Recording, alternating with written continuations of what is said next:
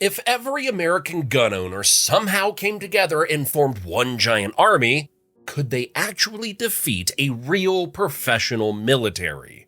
Not sniping from rooftops, not using home field advantage, just a straight up fight. Flat, open ground, no cities or hills. And there's one more rule. They only get privately owned weapons. No Abrams tanks or F-16s appearing out of nowhere. And no help from the real US military.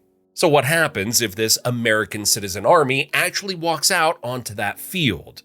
To answer that, we need to see what they really bring with them. US civilians own roughly 400 million firearms. More guns than there are people. But ownership isn't evenly spread. A relatively small percentage of Americans own the majority of those guns. Surveys usually put the real number of individual gun owners at about 80 to 85 million people. Not all of them fight. You lose kids, the elderly, people who wouldn't go, people who physically can't. Once you filter all that out, you might end up with 10 to 20 million adults who could realistically show up. But that's pure speculation. Still, that's the largest pool of potential fighters in human history. That means AR-15s and similar rifles, hunting rifles with good optics, shotguns, and pistols.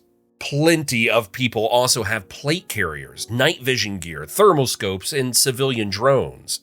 And a decent number of them actually train on their own time. And there are some rare heavy weapons in private hands. Legally owned belt-fed machine guns. A few dozen privately owned armored vehicles, mostly light with only a handful of running tanks. Some privately owned jets, usually older trainers with no weapons. But all of that is tiny compared to the scale of millions. You're not getting a 1,000-tank armored division. You're getting scattered museum pieces and hobby projects. So on the battlefield, this citizen army looks like this. Millions of lightly equipped infantry. A small scattering of machine guns. No meaningful artillery, almost no functioning armor, no real air power. And that matters because now we look at the other side. Even a small modern army has huge advantages. Soldiers who train together full time. Units that move and fight as teams, not as individuals. Officers and NCOs. Sergeants who actually run day-to-day operations, coordinating large formations. Armored vehicles that shrug off rifle fire. Mortars and artillery that reach miles beyond small arms range. Attack drones and, in many countries, helicopters. Logistics, fuel, medics, mechanics, resupply, communications. On open, flat ground, those things matter even more. Tanks dominate flat terrain. Artillery dominates everything else. And air power punishes anyone who bunches up. So now, the real question. Who could the citizen army realistically defeat? There are 4 categories. Category A, tiny national armies. Let's start with the simplest category. Very small militaries with only a few thousand lightly equipped troops. Some countries really do have armies this small. Think places like Belize, Suriname, Guyana, Malta, Jamaica. These are real professional forces, but they're tiny. A few thousand soldiers with light vehicles, small arms, some mortars, and maybe a handful of patrol aircraft or helicopters. But nothing heavy. If you line up, say, 4,000 professional troops with a few armored cars and mortars against several million Americans with rifles and optics, including a lot of former military, on an open plain, numbers start to dominate. Those small armies would cause real casualties at the start. Professional soldiers with machine guns and mortars can tear apart large, poorly coordinated attackers. But they can't be everywhere. They have limited ammo, limited barrels, and limited manpower. Once the fight stretches across hundreds of thousands of shooters over a wide area, their firepower advantage gets swallowed by sheer numbers. In that matchup, the American citizen army probably wins. Slowly and painfully, but eventually, simply because of scale. So yes, there are a few national armies the citizen side could realistically overwhelm. But that's where the kinda easy wins end. By the way, perhaps you've noticed that lately some of these scenarios would basically result in resetting civilization. And if society actually collapses, having a bunch of rifles isn't going to help you rebuild the internet or make medicine. That's actually why I picked up this thing. It's literally just called The Book, The Ultimate Guide to Rebuilding a Civilization. I decided to contact them and they were kind enough to sponsor this video. It literally looks like a piece of art. Just look at this thing. But inside, it's 400 pages of legit engineering. It breaks down how to build the modern world from scratch. Tools, radios, turbines, toothpaste. Really everything we would need to rebuild civilization. It's all illustrated in this crazy cool style that mixes blueprints with art. But the main reason I'm obsessed with it is because I started noticing weird stuff in the margins. It turns out the whole book is actually a hidden treasure hunt. There are secret codes, like these little butterfly symbols, that act as clues leading to a secret website. Apparently, only a handful of people in the world have ever solved the whole thing to join the Order of Seekers and win the real-life prize. I haven't cracked it yet, but it's honestly one of the most unique things I own. If you want to try and solve it or just want a killer gift for someone smart, grab a copy at the link below.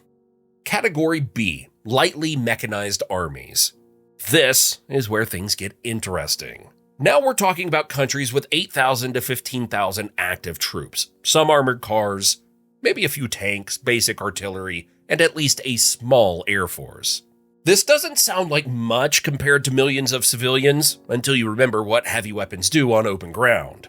A single platoon of real tanks changes a lot. Rifle bullets bounce off. Their main guns outrange every civilian weapon. They move fast. They fire explosives, not bullets. They don't care how many rifles are pointed at them. And behind them, real artillery, real logistics, real command structure. This is the gray zone. A fight civilians might win in theory, but only if everything goes right and the opposing army has no depth. They would need some way to coordinate millions of people, enough discipline to spread out instead of crowding together and getting wiped out by artillery in one hit. Enough privately owned heavy weapons to threaten armor. And that last part simply isn't there. Legal civilian ownership of modern anti-tank weapons is basically zero. Private tanks are mostly demilitarized displays that would break under real combat. And building anti-armor capability on the spot is fantasy under these rules. So against even a modest modern army with a few tanks and real artillery, the citizen army's chances drop sharply. They still have the numbers, they still have good marksmanship. But the other side can hit from kilometers away, move in armored formations, and call in air support when needed. On open terrain, you most likely can't outshoot tanks with rifles. Category C, normal modern armies. Now we get to what most people imagine when they say a real army. Countries like Denmark, Portugal, Czech Republic, Mexico, or South Africa. These militaries have real tank fleets, mechanized infantry, full artillery battalions, attack aircraft and helicopters, professional logistics networks. At this point, the civilian army doesn't stand a chance in a straight fight. That doesn't matter whether they bring 5 million people or 15 million. Most of those fighters will never get close enough to shoot at anything. They'll be sitting miles back while the front line gets torn apart by artillery, drones, and armored pushes. This is where the whole millions versus thousands argument falls apart. Huge numbers can overwhelm tiny armies, but numbers alone can't beat modern combined arms warfare without heavy weapons of their own. Category D, major powers. Once you jump one more level up, France, the UK, Germany, Turkey, South Korea, India, China, the whole debate becomes meaningless. These militaries have dozens to hundreds of tanks, long-range rocket artillery, precision air power, attack helicopters, integrated command systems, surveillance drones, armored brigades, massive logistics. A force made almost entirely of light infantry is just a giant target. These armies wouldn't just win, they would dominate the field to a point where the outcome stops being a contest. And remember, The scenario forbids guerrilla warfare, home court advantage, cities, mountains, ambushes, or anything civilians would normally rely on. This is a clean, open plain. The worst possible place for light infantry. So what's the real answer? If we stick to the rules, the honest answer looks like this. The American Citizen Army could defeat a few of the world's smallest, least equipped militaries. They might also grind out a win against a slightly larger, still lightly mechanized force, but only if a lot goes their way and only at massive cost. Once real tanks, real artillery, and real aircraft enter the fight, the advantage flips completely.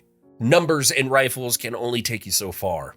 They matter, a lot, but they don't replace armored divisions, artillery regiments, air forces, logistics, engineers, medics, or command structure. And if you want to see what World War III might look like if it started today, check out the video on your screen right now. Thanks for watching.